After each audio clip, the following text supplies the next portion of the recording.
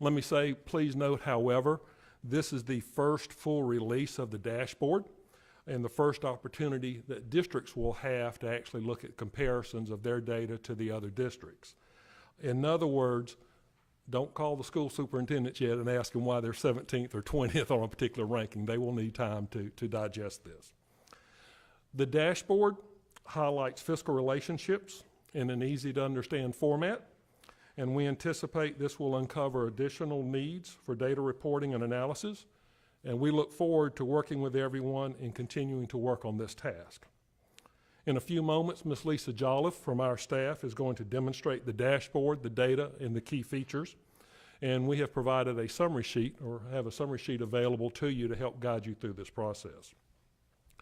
Before we begin, however, I'd like to make a few high-level observations. This is the initial release of, and it focuses on data for the most recent school year, 21-22. And this is going to help to establish a baseline as we continue to go forward. Over time, we hope to further enhance this dashboard with more years and more data as data becomes available. The dashboard is focused on funding, which is done at the district level and not the school level. At some point in the future, we hope to have the data available to go down to a school level information, but right now what you're going to see is district level data and comparisons. And there's a couple of data issues I will point out as you look at this later. First, you will notice when you go into some of the analysis that Limestone Charter District did not exist in 22, so even though they're on the website, there's no data for there. And then second, we do have some expenditure data clarifications with the other charter school district. We know some of those data is overstated, but we're waiting on their input to correct that. And then finally, while we will highlight some key observations and interesting points about this, the dashboard is designed for users to do their own research and do their own analysis and come to your own conclusion. So today is just another step in the journey to improve transparency in public education funding, and we hope this dashboard serves an additional resource to aid in that process. So at this time, let me introduce Ms. Lisa Jolliffe from our staff, and she is going to walk through you how to access and the features in the dashboard. Thank you. Appreciate it. I'm excited to get to walk everybody through how to operate the dashboard today. And you'll notice we have our landing page that's going to be on our website that will enable you to get through to the dashboard. The website address for the landing page is on the summary page we handed out to everyone. But in addition, we will also have a link to this that will be available on our homepage shortly after the meeting today. So to just highlight a few things and some resources that are available on the website before we get into the dashboard itself. We have a number of resources here that are some of the things that I'm going to walk you through today, particularly a how-to guide, which illustrates some of the more advanced technical features in the website, just for reference for those who may want it. And then we also have a whole series of definitions and resources that are available to help you learn more about the sources of the data, more information about what's included in specific categories. If you expand on one of these, it'll give you a lot more information about the different subcategories. What's in expenditures, what constitutes instruction costs, what are in some of these other categories. And then we've also done the same for your revenue categories. What is your fund balance and how is that calculated? What's considered a teacher? How do we calculate the average teacher salary, student-teacher ratio, and then more about the Aid to Classrooms funding program. I'll also highlight for you a couple of other resources that we have along the side here. We've got the Department of Education's website linked, a link to some other resources that may be of help. And then lastly, there is a contact information. If you have specific questions about a district, we would encourage you to reach out to that district. But if you need technical help or something that you can't find here, we're happy to answer technical questions for you. And so there's an email address available for you there to reach out to. So from the top of the page, if you click on this button, it will take you to the dashboard itself. And as you can see here, we have the education funding dashboard. It lands on your funding page. And this summarizes the funding information for all of the school districts statewide. As you move across, you can see the bars here that show you the total statewide expenditures and revenues, as well as the expenditures and revenues per student. We've put everything on a per student basis as well that allows you to make comparisons across different districts of different sizes. And then through the middle of the dashboard, you can see the top pie chart separates out those expenditures by different categories. What was spent on instruction? And statewide, you can see 46% of the expenditures went towards instruction, another 11.3% went to instructional support, and so on through the other categories. And again, as I mentioned, if you have any questions about any of those categories, we have resources on that landing page, and there is a link up at the top that will allow you to hop back and forth. So if you want to get back to that landing page, you can use that link to go back to that landing page. Below, you'll see the pie chart that explains similarly the funding sources. Where are the revenues coming from for the school districts? School districts received about 38% of their funding from local property taxes, another 32.8% from K-12 appropriations, and then you see the state property tax reimbursements and the funding from federal sources. And then along the side, we've highlighted a number of the key factors that affect school district finance and funding. The school district funding formula in the Aid to Classrooms that was just implemented has a large weighting on students in poverty. And so we've highlighted for you the statewide percentage there of 60.9% of students in poverty overall across all of the school districts. The average teacher salary in 21-22, which was $54,814. And then similarly, the expenditures and expenditures per student. And then lastly, we've highlighted fund balance. This shows you what the general fund balance is available to each school district, essentially what is their rainy day fund, and how does that compare to their total expenditures. School districts had about 15.2% of their expenditures available in their fund balance to cover any of their expenditures. And so as you can see, this is all of our statewide data. If you click on the map, and I'm going to use Greenville as my example, Greenville's the largest school district in the state, it will show you specifically how that changes and how Greenville County works. And you see how this has changed. Greenville's revenues per student were $15,000 for that school year in 21-22. Their students in poverty were 60%, and you can see all of the other different elements specifically for the Greenville County School District. And then you can see here you've got instructions in each of the blocks. If you click in the white space, it will reset you back to the statewide overall view. So we've provided a number of graphs here for you, but for those users who want to have more access to the data, each of these pages will have a data tables button. And you can click on that button down in the bottom corner, and it will bring up all of the background data that's used in the dashboard for anyone who wants more information or wants to do their own analysis. And we have a cheat sheet of instructions in the top corner to walk you through those steps so that you can use the navigation bar down below to click download and download the cross tabulations of the data, whichever the pieces you want. It also has the functionality to download PDFs or images from any of the pages as you're going through the website. So that functionality is available as well.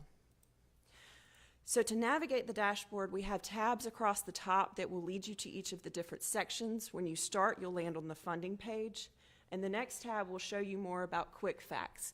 Quick facts is a way for everyone to see very quickly information about a specific school district. So when you land on the page, you'll see the statewide values, but again, if we click on Greenville, you can see how Greenville compares in all of these categories to the statewide average. So we start there at the top with the information you've seen on the last page talking about the average teacher salary and how Greenville compares to the statewide average, their percentage of students in poverty at 60% versus the statewide 60.9%. We also have added on this page, you see students per teacher. Greenville has 17.6 students per teacher compared to the state average of 16.2. And again, your revenues per student and expenditures per student. In the bottom corner, we've shown you how many students are in Greenville School District and how many classroom teachers they have. In the center, we've added another measure which shows you student assessments. What percentage of students met or exceeded expectations on English and math in the most recent, in their report card data for 21. And then again, total revenues and total expenditures. And as I said, you can click on the data tables to get to this information for any of these pages. So then if you want to compare across multiple districts, the Compare Districts page will let you select a number of districts and be able to compare them to each other across 12 different categories that we've talked about as we've walked through the dashboard. So again, if we select Greenville, if you follow the instructions down here in the bottom corner of the map and you hold the control button on your keyboard, it will allow you to continue selecting districts, and you can see how all of those districts compare to each other. And it is a lot of data, so give it a little minute to come up. Apologize, I think I unclicked my district. Sorry, everyone. So there we've got Greenville pulled up in Oconee, and you can see how they compare to each other. And if we add in Pickens, you can see it will continue to stack districts, and you can select which values you want to look at specifically. You can compare students by any of these measures that we've seen throughout the dashboard, what percentage are meeting or exceeding expectations in English and math. And when you click on that, it will populate through here, and you'll see how all of those change. You can choose which ones you want for each of the different 4 comparisons, and you can change your comparison order, you can change your sort order. You also have a table down here that shows you the rankings. So for English and math, Greenville ranks 6th highest in the state in terms of their percentage of students who are meeting expectations. And then you see Oconee at 26th and Pickens at 18th. So that just gives you another way to look at how different districts compare and how they rank across these 12 different categories of expenditures and revenues and other particular measures. The next tab we're going to talk about is our aid to classrooms. This is the new funding formula that was put in place in 22-23, and so you'll notice that this is budgeted data, so it is a year ahead of the information that we've been showing you. The most recent financials are 21-22, but on a budget basis, we're looking at 22-23 when we rolled out the new funding formula. And the way the funding formula works, every district is paid based upon an average teacher salary for a teacher with a master's plus 12 degrees of, master's degree plus 12 years of experience. And the statewide minimum salary schedule for that in 22-23 was $52,604. And you add in fringe benefits, you see the total cost there of $69,153. And then the formula funds an average statewide student-teacher ratio of 11.2 students per teacher in the funding formula. And in this case, the funding formula is based upon instructional positions. This is slightly different from some of the other measures that you'll see when we're working through the dashboard. We typically refer to classroom teachers per student. The funding formula for aid to classrooms is based upon instructional positions, and there are notes here about what's included in instructional positions. In addition to teachers, you also have guidance, librarians, and other instructional support positions. And so the funding formula is based upon the student's needs and the funding formula at that average cost and the 11.2 ratio, combined with a split of 75% state support and 25% local support. But just as a reminder, the public charter school districts receive 100% of their funding from the state. And so when you look at that, it actually works out to be that the state is providing 77% of support for the Aid to Classrooms program, and the locals are providing the extra 23%. So if you again click on Greenville, you can see how that changes. Their district receives 78% of their support from the state, and they put up 22% of the support for the Aid to Classrooms program themselves. And again, everyone's funded at that same teacher salary, but they have funding for an 11.3 students per teacher based upon their wealth and their student needs. They actually employed 14.8. And you can see there the funded positions and the actual positions in all of those instructional categories. So the last page we're going to talk about is a little bit more detailed. It goes into scatter plots. These scatter plots help you view the relationship between each of these different elements within the dashboard and help you look for relationships that may exist between these elements. Specifically, we have 2 static plots across the bottom. You see here the percentage of students that are meeting or exceeding expectations in English and math relative to the percentage of students in poverty along your bottom x-axis. And you can see the inverse relationship here that forms. The higher the percentage of students in poverty, the lower the average percentage you're seeing here of students who are meeting or exceeding those expectations. And so if you look at any of the districts, you can see which districts each of them are by hovering over the different little dots on your scatter plot. And for those of you who remember your statistics classes, you can look at the statistics behind this and look at that relationship. The other graph that we've shown here is on the other side is English and math achievement versus revenues per student. And you can see the difference here between these 2 graphs. You see a very strong relationship between students in poverty and student achievement, whereas with students in, revenues per student, you don't see that strong relationship.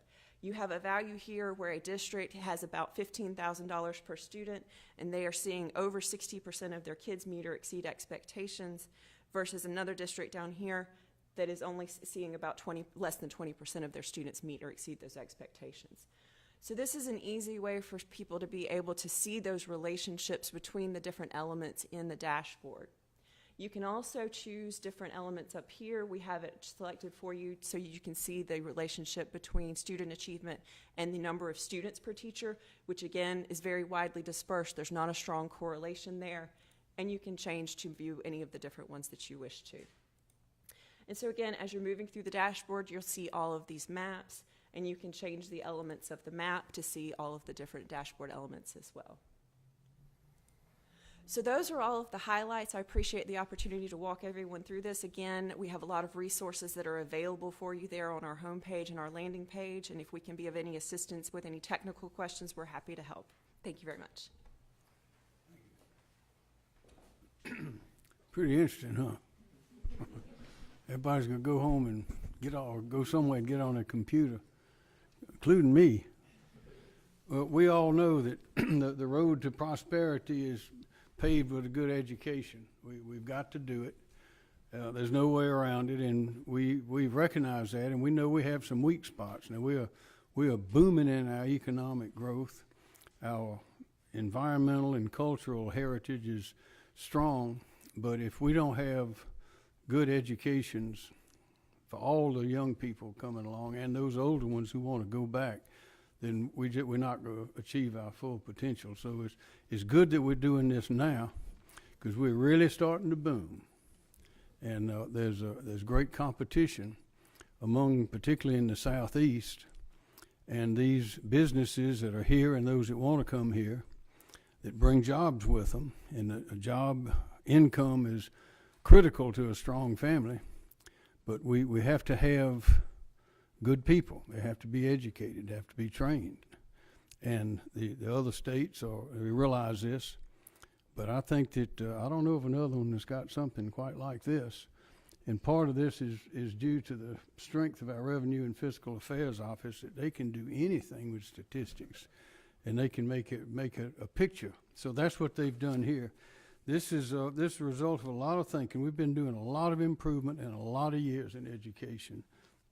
And we still believe in strong public, strong private, strong any kind of school. One size never fits all. And we have to have available for our students of what they need to succeed. And that's why we went back last year and came up with a new education funding formula that it's a certain amount of money goes to that district per student. You can see that on here, and see this also. This will allow you to see how it is being spent. So we asked them when the legislature, when we all got together and determined that it was time to have a new, not so complicated formula so we could make some sense out of it. We realized that you can't manage it if you can't measure it. So this is how we're measuring it right here. That's the result of that. So this is a great step forward for our state. The other steps being taken. We got a lot more, but the future is getting brighter and brighter. Ellen? Well, a common theme that you've heard from all of us today is about transparency. And I have said for a long time that the way that we build trust in public education is through total transparency. And so I just want to say thank you to RFA, to the General Assembly, and to the Governor for their support of this incredible vision that I truly believe is going to help us move our education system in South Carolina forward. I believe that the most important job of any leader is to provide clarity and alignment. And that is something that our governor does for our state every single day in articulating a strong vision, the 3 E's, I think he calls it, of what we have to have in order for our state to be successful. And what tools like this do is allow us to then take that vision and translate it into action by understanding how we align resources to get there. I really see this whole project as one of ROI. How are we illustrating to the public, to the General Assembly, and to our education stakeholders the return on investment that we're seeing for the massive amount of investment that we make as a state? I mean, $12 billion overall, almost 17,000 average per pupil. I mean, those are significant investments, and we need to have robust transparency for how those precious taxpayer dollars are being spent. And so this project and projects like this have been a passion of mine for a long time, because because what we're doing today here is making data meaningful. Data can exist in, a spreadsheet somewhere, and it is not doing anything to actually accomplish what I truly believe we all want to accomplish, which is excellent education for all of our students. And so this is going to be a meaningful way to help inform decision making to deliver return on investment. As has already been referenced by the governor and our friends at RFA, our education finance formula until recently was a very complex spider web that nobody could understand. And I am so thankful to the General Assembly for their vision in helping us really simplify that funding formula. And that enables us to now tie so many of these decisions that we're making to actual student outcomes. Because one thing that I've noticed in education writ large is that a lot of times there's a lot of activity, but not a lot of that alignment that I talked about. And it may be well-meaning activity, but we know what works in order to deliver outcomes for students. And I would just like to share, over the last 4 weeks, I've had the opportunity to be in 4 different Title I schools in dramatically different communities across our state, rural, urban, and across all different demographic populations. But the common unifying theme of these schools is that they are absolutely knocking it out of the park. We just released the state report cards a few weeks ago, and these schools were all shining stars of success to celebrate. And as we saw on the beautiful scatter plot here, there's not a correlation really between inputs and outputs when it comes to money and student outcomes. And that's something that our Title I schools that I have been in are proving every day. And you may ask, okay, well, if it's not money, what is the secret to success? It's strong principal leadership. I was able to be with some principals today to celebrate National Principals Month here in October. And what they do to set the culture in a school that recruits and retains great teachers is absolutely essential. You have to have high quality instructional material, which is something that the General Assembly continues to invest in, and we're so grateful for their partnership.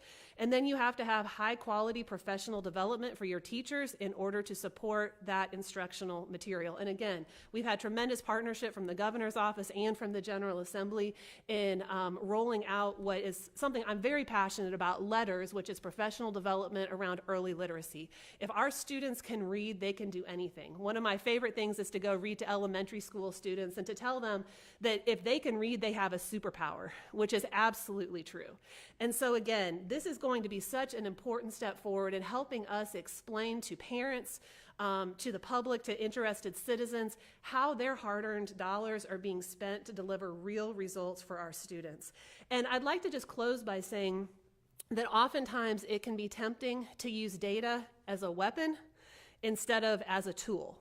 And I want to stress that in the conversations that I have with educators all across the state, whether we're talking about a financial dashboard like this or whether we are talking about our state report cards, that this is a way for us to understand where we are so we know how to get to where we need to go. I often think about the example of, we all have phones, that little dot on your GPS that tells you where you are. If you don't know where you are, you never are going to be able to plan your journey.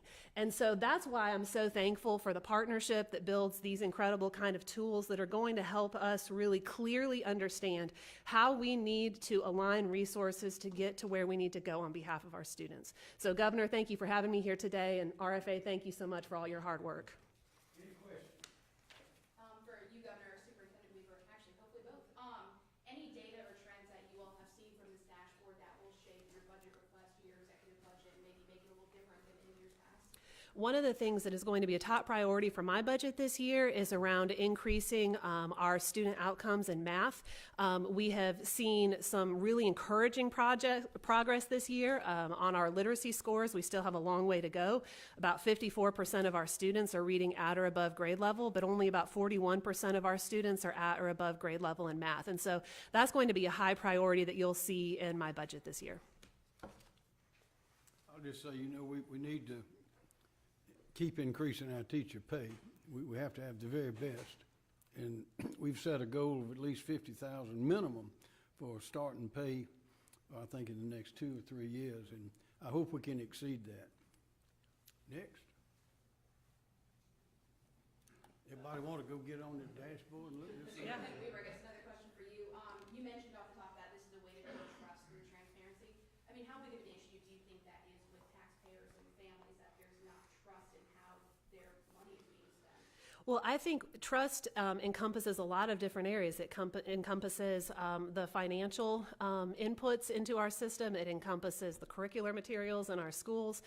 So there are a lot of components to trust, but I know that sunshine is always the best disinfectant. And as I've shared often with the educators that I've been privileged to talk to, when we have nothing to hide, we can put it all out on the table.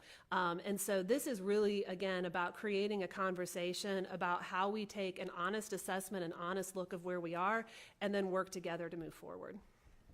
How often is this dashboard going to be updated?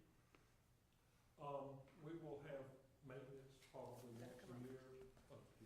Can't record you. I don't want to be, maybe I don't want to be recorded. Nothing, we will have maintenance about once a year, but also we will get updates from the districts, and then it depends on the feedback we get. I mean, once the governor and the state superintendent and the General Assembly determine what other features we need, you know, we'll react to that. So at least annually, but it's a customer-driven model. What is it you need to see? Can we get the data? And so we've got some ideas, but it depends on the feedback and the questions we receive. And from my understanding, this was created through the proviso that changed the funding formula, is that correct?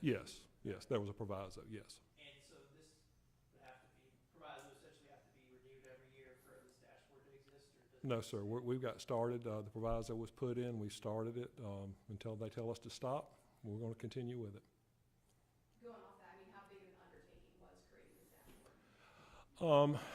Well, while we're getting a lot of credit, the credit goes to the 81 or 80-some school districts for getting the data, the Department of Education. We did not want to create additional data, and so we tried to use existing resources. We've been using our staff to enhance, but I think the challenge is as we go forward, this is a pretty heavy lift for this first step. But if you can imagine in about 5 years from now, we've got 5 more years worth of data, and if there's more information on teachers and district level information, it's going to be a much heavier lift going down the road. Superintendent Weaver, the chart on the bottom left shows the relationship between achievement and poverty. What's being done to ensure that students facing economic hardship at home can still get success in the classroom? What a great question, and that again is why I have been so encouraged by what I have seen in the Title I schools that I've recently visited. Each of these schools have had poverty levels well above the state average, some almost as high as 80%, but that secret sauce of success that I shared, an awesome principal leader, high quality instructional materials, and high quality professional development for teachers. And I might add too that these principals are very instructionally focused, and they are using data in order to coach their teachers and to illustrate where students are struggling so that teachers can intervene then in real time. So again, it's just one more example of making data meaningful. And I want to be really clear, poverty is a challenge, it is not an excuse. We see children from every background who are capable, who are thriving, who are learning when the adults in the system align the resources in order to support them. Okay, thank you very much.